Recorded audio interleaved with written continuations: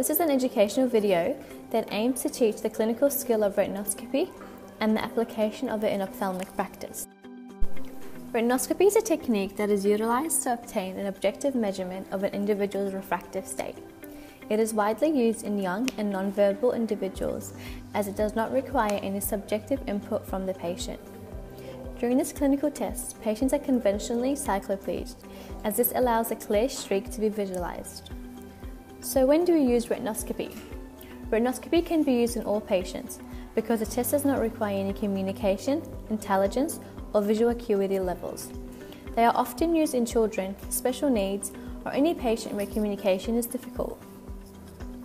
There are 3 different methods of ratinoscopy. The first method is using a trial frame with a working lens inserted. The second method is using a ratinoscopy rack without a working lens. And the third method is using loose lenses without a working lens. This video will focus on using single lenses. This is because it prevents the discomfort of the trial frame on the patient, and it also allows the examiner to quickly change the lenses during an assessment. To perform ratinoscopy, the equipment required include the lens trial box and the ratinoscope. The ratinoscope is composed of several elements. These include the on button. To turn the ratinoscope on, simply hold onto the green button and rotate. This then produces a light that looks just like that. The other parts of the ratinoscope include the forehead rest, the peephole, which the examiner looks through, the cross-linear polarization filter, which needs to be down during testing, and the focusing sleeve. Raising or lowering the sleeve changes the focusing power of the beam, while turning the sleeve rotates the reflection.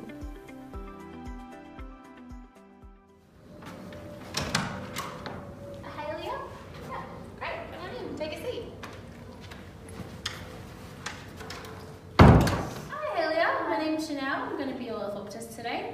So I see from this letter you've been referred by Dr. Merriam for decreased vision, is that correct? Yes, that's correct. No worries. So today we're just going to be doing a ratinoscopy test, and just to see if you need any glasses or any corrective lenses and things like that. Okay. Before doing ratinoscopy, you must measure your working distance. Your working distance varies from person to person, so you must measure your own distance. Pretend that you are assessing someone whilst holding a correcting lens in front of them.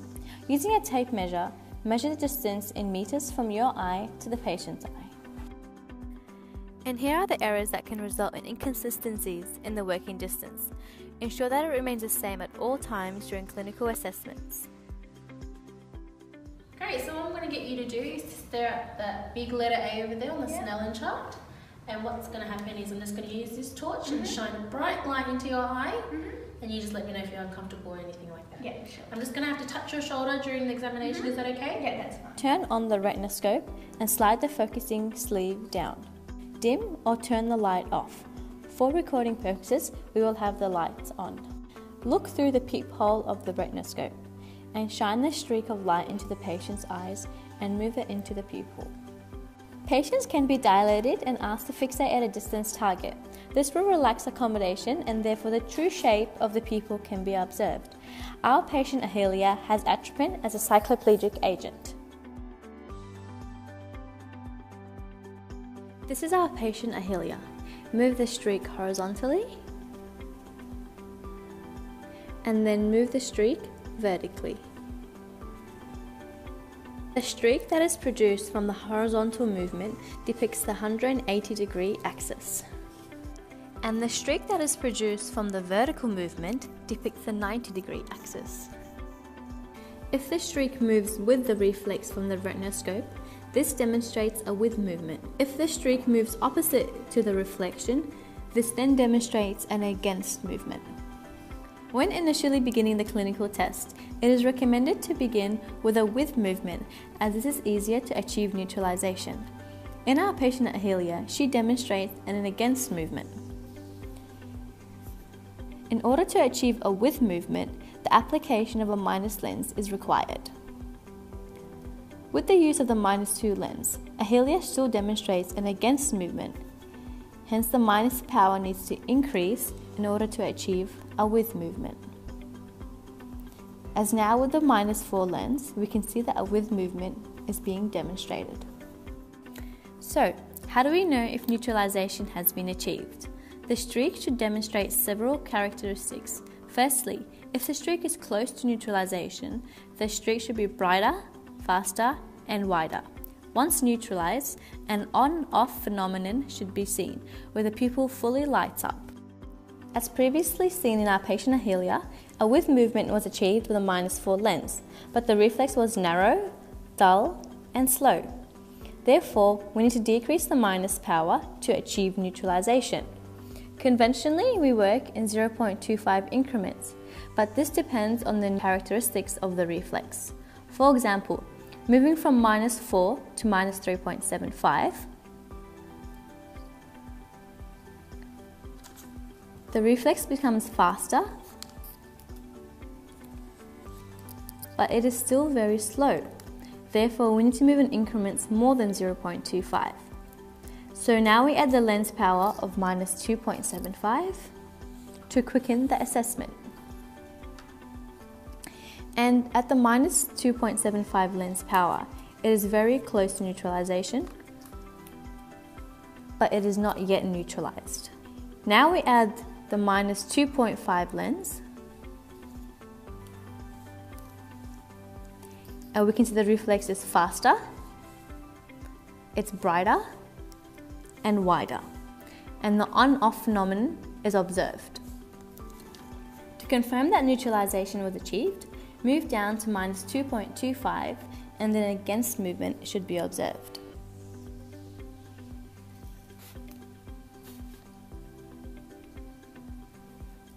This technique is now repeated on the 90-degree axis, and the -2 dioptric lens power achieved neutralization. If the reflex is tilted, this indicates the axis is oblique. Therefore, rotate the retinoscope sleeve so you can straddle this streak appropriately.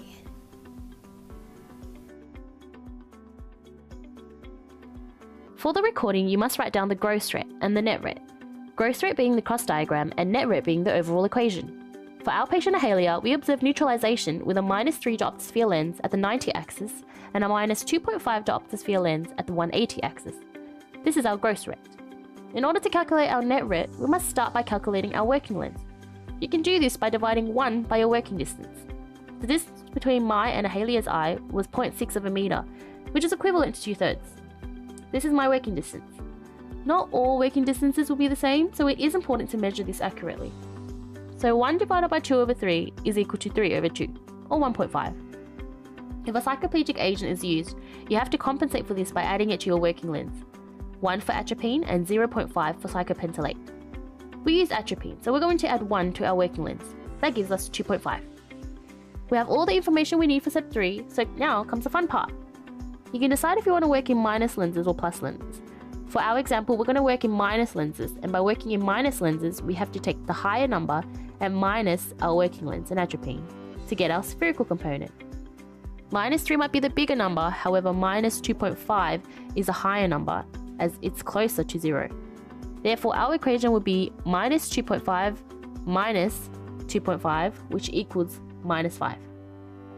As for our cylindrical component, you have to determine the value needed to get from the higher number to the lower number. So the number needed to get from -2.5 to -3 is 0.5. This will be our cylinder. We will also use the 180 axis as we are working with the -2.5.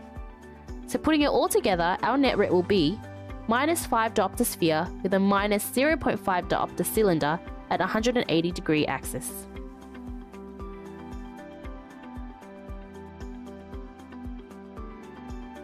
These include the on button. To turn that retinoscope, it was already on! Of the streak is from the 100 degree axis.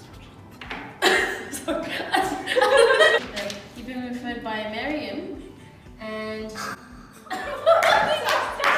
Aisha, my face is not in the video. Why? My face in the video? Why not? No, just my hand. I just came from cold. Does it look alright? Cold. Don't get my Don't product, say don't action. get my shoes. Okay. Thanks for watching!